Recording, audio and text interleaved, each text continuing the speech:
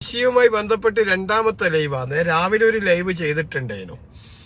ഇപ്പൊ ലൈവ് ചെയ്യാനുണ്ടായ സാഹചര്യം എന്ന് വെച്ച് കഴിഞ്ഞാല് രാഹുൽ മാക്കൂട്ടത്തിനെതിരെ കുറെ ചാണക സംഖ്യ ഉണ്ടല്ലോ, മഹിള ചാണകത്തിന്റെ അവറ്റകള് സമരം എന്നൊക്കെ പറയുന്നു. ചാണക സംഖ്യകളെ കുറെ പെണ്ണുങ്ങൾ വീഴ്ത്തി. നീയൊക്കെ പറയുമ്പോ രാജിവെക്കാനല്ലേ അവിടുത്തെ ജനങ്ങൾ പിന്നെ അവിടെ ഞങ്ങൾ മത്സരിച്ച് ഞങ്ങൾ വിജയിപ്പിച്ചെടുത്തത്. പോയി ചാണകക്കുഴി പോയി വീട് പെരങ്ങ്. പിന്നെ രാഹുൽ മാക്കൂട്ടത്തില് മാത്രം എന്തിനാ പറയുന്നത്? സ്വാഭാവികമല്ലേ, രണ്ടുപേരും ഇഷ്ടത്തിലായിരുന്ന ഘട്ടത്തിൽ അങ്ങനെ ചാറ്റോ കാര്യങ്ങളോ നടത്തിയിട്ടുണ്ടെങ്കിൽ അതിനെന്ത് ഇത്ര വലിയ ക്രിമിനൽ കുറ്റാറ്റാ ഇത്? അറിയാ, എനിക്കറിയില്ല. എന്താ ഈ വിറ്റകളൊക്കെ ധരിച്ചു വെച്ചിരിക്കുന്നത്?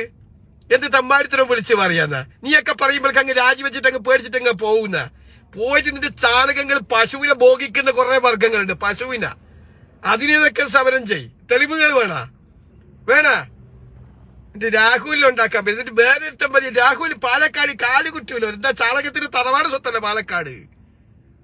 അതെയാ, അങ്ങനെയാ? അത് സ്വാഭാവികം. അത് മാത്രമല്ല, ആ പരാതിക്കാരി പെൺകുട്ടി പറഞ്ഞ് ഞാൻ പേര് ഇതുവരെ പറഞ്ഞിട്ടില്ല. ഞാൻ കേട്ടിട്ടില്ല ഒരു സ്ഥലത്തും ഘട്ടത്തിലും പേര് പറയുന്നത്. പിന്നെ എന്ന് വെച്ചാൽ ബലാത്സംഗം ചെയ്തോ, അല്ലെങ്കിൽ പിടിച്ചിട്ട് മറ്റെന്തെങ്കിലും ചെയ്തോ? രണ്ട് പേര് ഇഷ്ടത്തോടെ ആയിക്കോളൂ അപ്പുറം ഇപ്പുറം ചാറ്റ് ചെയ്യുന്നുണ്ടാകുക. ഇനിയിപ്പോ രാഹുൽ മാക്കൂട്ടത്തിൽ ഇപ്പൊ ഒരു കോൺഗ്രസിന്റെ നേതാവോ അല്ലെങ്കിൽ ഒരു MLA ഒന്നും ആയിട്ടില്ല എങ്കിൽ എന്തെങ്കിലും വിഷയം ഉണ്ടാവുമോ? ഒരു വിഷയം ഉണ്ടാകത്തില്ല. പക്ഷെ നിങ്ങൾ അത് വെച്ചിട്ട് അങ്ങ് മുതലെടുക്കാൻ വേണ്ടി ശ്രമിക്കൊന്നും വേണ്ട. ചാണകങ്ങൾ പ്രത്യേകിച്ചിട്ട് മനസ്സിലായ? സ്വന്തം അമ്മയെ ഭോഗിച്ച എത്രയോ ആൾക്കാരില്ലേ? ഞാനതൊക്കെ പുറത്തു വിടണ. എന്നിട്ട് ഇക്കൊരയാനും കയറിയിട്ട് കുറെ തള്ളച്ചിമാരും പോയിട്ട് കാറ്റുവെക്കി പോപ്പിട്ട് കള്ള എന്ത് കല്ല നീയൊക്കെ പറയുമ്പോ രാജിവെക്കാനാ? രാഹുല് പോയി പണി നോക്കണോ? ആ വഴിക്ക് പോണ ചാണകങ്ങളെ എന്നിട്ട് ഭീഷണിയും പാലക്കാട് അങ്ങ് ഞാൻ പറയുന്നില്ല വെറുതെ. ഇത് ഇവറ്റകട വിചാരി ലോകത്ത് ആദ്യമായിട്ട് നടന്ന സംഭവമാവൂല ഇത്. 3.5 കൊല്ലം മുമ്പ് അങ്ങനെ അന്ന് തുടങ്ങിയതാ. എന്നിട്ട് ഇപ്പോഴാ ഇവക്കൊക്കെ ബോധം വന്നെന്നാണ് എനിക്ക് തോന്നുന്നത്. എന്നിട്ട് അവൻ പൊക്കി പിടിച്ച് അങ്ങ് വരിക. അന്ന് കോൺഗ്രസിന്റെ MLA ഒന്നും അല്ല. എന്നാ പിന്നെ ഈ പറയുന്ന പരാതിയുള്ളവർക്ക് ആ MLA സ്ഥാനത്ത് മത്സരിക്കുന്ന ആ ഘട്ടത്തിൽ പറയാറായിരുന്നോ? അപ്പൊ ഇതിനകത്ത് ഞാൻ പറയുന്നത് രാഹുൽ അല്ല കുറ്റക്കാര്, ഈ പറയുന്ന സ്ത്രീകളാ കുറ്റക്കാര്. അവരെയാ ശിക്ഷിക്കേണ്ടത്. നല്ല സമയത്ത് സുഖിക്കുക. എന്നിട്ട് അവസാനം ഇവർ ഉദ്ദേശിച്ച കാര്യങ്ങളിലേക്ക് എത്തിയിട്ടില്ലെങ്കിൽ അപ്പാട് പരാതി. അപ്പാട് കുറെ മാധ്യമ പ്രവർത്തകർ ഞെട്ടി വിറച്ചു, ഭയങ്കരം ഭയാനകരം. ഞാൻ വെറുതെ പറയുന്നില്ല കേട്ടാ. 2 കുഞ്ഞുങ്ങളെ ബലാത്സംഗം ചെയ്ത് കെട്ടി തൂക്കി എന്നിട്ട് അവർക്ക് എന്താ പറയുക ഓശാനവാടി സംരക്ഷണം ഒരുക്കി അവരിന്നും സമൂഹത്തിലൂടെ നെഞ്ഞ് വിരിച്ച് നടക്കുന്ന ഒരു സ്റ്റേറ്റിൽ നിന്നിട്ടാണ് 10, 20, 22 വയസ്സായ ഒരു പെണ്ണായിട്ട് ചാറ്റ് ചെയ്തത്. ഞെട്ടി വിറച്ചു. ഞാൻ പറയുന്നില്ല വെറുതെ, പറഞ്ഞ ഓവറായി പോവും. ഇവന്റെ ഒക്കെ വിചാരം ഇന്ന് ഏതൊരു മാധ്യമത്തിൽ കണ്ട് അതിനൊക്കെ കുറെ മറ്റേ അന്തംഗമ്മികളും എന്താ ഹരിചന്ദ്രന്മാര് നാളെ ഇന്ന് വരെ അവര് ഇങ്ങനത്തെ ഒരു പ്രവർത്തനം ചെയ്തിട്ടില്ലല്ലോ. ദിവസവും എടുത്ത് പരിശോധിച്ചാൽ ഈ അന്തംഗമ്മികളെ നേതാക്കന്മാരൊക്കെ കാട്ടിക്കൂട്ടുന്നതൊക്കെ നമ്മൾ പിന്നെ പറയുന്നില്ല. പാർട്ടി ഓഫീസിൽ DYFIയുടെ നേതാവിന്റെ ഭാര്യ പോയപ്പോൾ അവിടെയെല്ലാം നടന്ന സംഭവങ്ങളൊന്നും ഞങ്ങൾ പറയുന്നില്ല. സ്വപ്ന സുരേഷുമായിട്ട് രാത്രി സിംഗരിച്ചിട്ട് ആ സ്വപ്ന സുരേഷിനെ പല സ്ഥലത്തേക്കും നിങ്ങളെ നേതാക്കന്മാർ MLAമാരും മന്ത്രിമാരൊക്കെ വിളിച്ചതൊന്നും ഞങ്ങളായിട്ട് പറഞ്ഞിട്ടില്ല. അതൊക്കെ അവരായിട്ട് തന്നെ പറയും. പക്ഷെ ഞങ്ങൾ അത് ഏറ്റെടുത്തിട്ടില്ല. കാരണം ഞങ്ങളുടെ രാഷ്ട്രീയ സംസ്കാരം അങ്ങനെയല്ല. അതുകൊണ്ട് അറിയാഞ്ഞിട്ടൊന്നുമല്ലേ. എന്നിട്ട് ഇപ്പം എന്തോ വലിയ ലോകത്തെന്തോ യുദ്ധാറ്റം സംഭവിച്ചോ?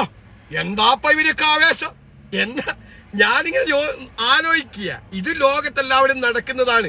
ചോരത്തിളപ്പ്, ചെറിയ പ്രായം, കല്യാണം കഴിക്കാത്ത ഒരു വ്യക്തി, സ്വാഭാവികമാണ്. ഇത്ര വലിയ അങ്ങ് ഇഷ്യൂ ആക്കിയിട്ട് അങ്ങോട്ടാക്കണം ഇങ്ങോട്ടാക്കണം, ഞെട്ടിപ്പോയി പോലും, വിറച്ചുപോയി പോലും. എന്താ ഓരോരുത്തന്റെ ആവേശം?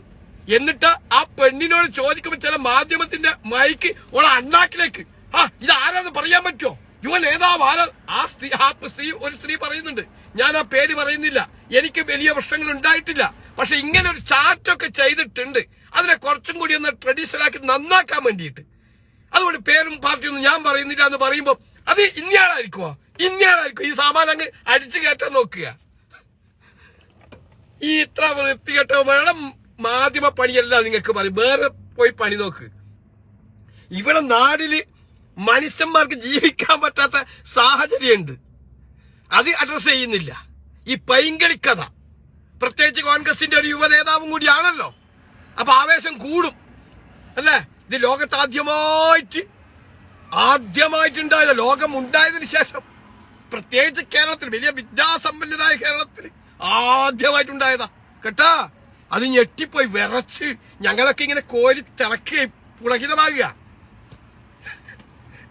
എന്നിട്ട് ഈ മറ്റേ വാക്ക് കേട്ടായിരിക്കും മറ്റ് രാഹുൽ ഒരു ക്രൈം സ്റ്റാർട്ട് ചെയ്തു. ഓക്കെ, അതിനപ്പുറത്തേക്ക് പീഡിപ്പിക്കാനോ അല്ലെങ്കിൽ ബലാത്സംഗം ചെയ്യാനോ അല്ലെങ്കിൽ മറ്റേതെങ്കിലും വഴിവിട്ടിട്ട് അതൊന്നുമില്ലല്ലോ. അങ്ങനെ ഉണ്ടെങ്കിൽ അത്ര മാന്യമായിട്ടുള്ള സ്ത്രീയാണെങ്കിൽ ഈ 3.5 വർഷം ഇതിനിടക്ക് അങ്ങ് ഉലത്തി വെക്കുമ്പോ, തറവാട്ടി പറഞ്ഞതാണെങ്കിൽ ആ ഒരു മെസ്സേജ് അയക്കുമ്പോൾ അവിടെ സ്റ്റോപ്പ് ചെയ്യണ്ടേ? അല്ലെങ്കിൽ നിയമം വായിച്ചുള്ള രാജ്യമല്ലേ, നിയമത്തിന്റെ ഉള്ളിൽ പോയി പറ്റിസം കൊടുക്കണ്ടേ? അതൊന്നും ചെയ്യാണ്ട് 3.5 കൊല്ലങ്ങൾക്ക് ശേഷം ഇപ്പം ബോധോദയം വന്ന് എന്നിട്ട് അത് പൊക്കി പിടിച്ചിട്ട് കുറെ ചാണകങ്ങൾ ഞാനാക്കുക.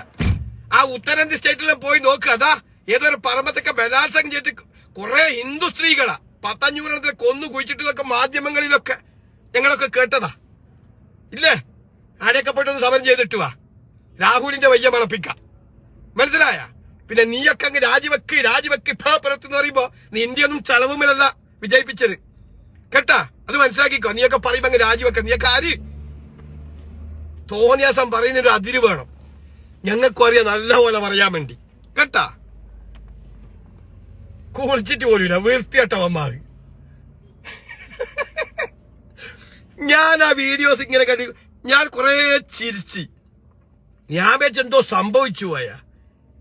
ഇവിടെ നോക്കുമ്പോ എന്ത് കച്ചാക്ക, എന്ത് രാജിവെക്കുക? ആര് രാജിവെക്കുക?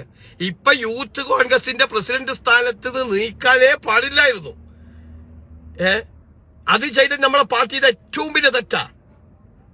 യൂത്ത് പ്രസിഡന്റ് സ്ഥാനത്ത് നിന്ന് കുറച്ച് ഈ വിഷയമൊക്കെ കഴിഞ്ഞ പാടും അവരെ മാറ്റണം. അത് എന്താ വെച്ചാൽ 2 സ്ഥാനങ്ങൾ ഒരാൾ വഹിക്കണ്ട. ഒരുപാട് നേതാക്കന്മാർ നമ്മളെ പിറകിലുണ്ട് വളർന്നു വരുന്നത്. അവർക്കൊക്കെ സ്ഥാനങ്ങൾ കൊടുക്കട്ടെ. പക്ഷെ ഇപ്പൊ ഈ ആരോപണം വന്നപ്പോഴേ അങ്ങനെ മാറ്റം ധൃതി പിടിച്ച് മാറ്റേണ്ട ഒരു ആവശ്യവും ഇല്ല. നട്ടല് നിവർത്തി നിന്നിട്ട് അതിനെ പ്രതിരോധിക്കണം. CPM-ന്റെ ഒക്കെ മന്ത്രിമാർക്കും MLA മാർക്കൊക്കെ ഇതേ ആരോപണം ഇതിനാക്കണം അപ്പുറത്ത്. കാരണം എങ്ങനെ മനസ്സിലായ? സ്ത്രീകളെ നേരിട്ട് എന്നെ പീഡിപ്പിച്ച് എന്ന് പേരും അഡ്രസ്സും കാര്യങ്ങളും കൃത്യമായിട്ട് വന്നിട്ട് പറഞ്ഞിട്ടില്ലേ? എന്നിട്ട് ആ നാരികളൊക്കെ സംരക്ഷിച്ച പാരമ്പര്യല്ലേ ഇവറ്റകൾക്കുള്ള? അല്ലേ ഈ CPM-ന്റെ നേതാക്കന്മാർ മറ്റു നേതാക്കന്മാരല്ലോ ഈ കൂട്ടത്തിലേക്കുന്നവനെ അങ്ങനെ പിന്നെ വേട്ടയാടാൻ വിട്ടുകൊടുത്താ? ഇല്ലല്ലോ. അപ്പൊ അതിനൊക്കെ എനിക്ക് ഇഷ്ടാവല.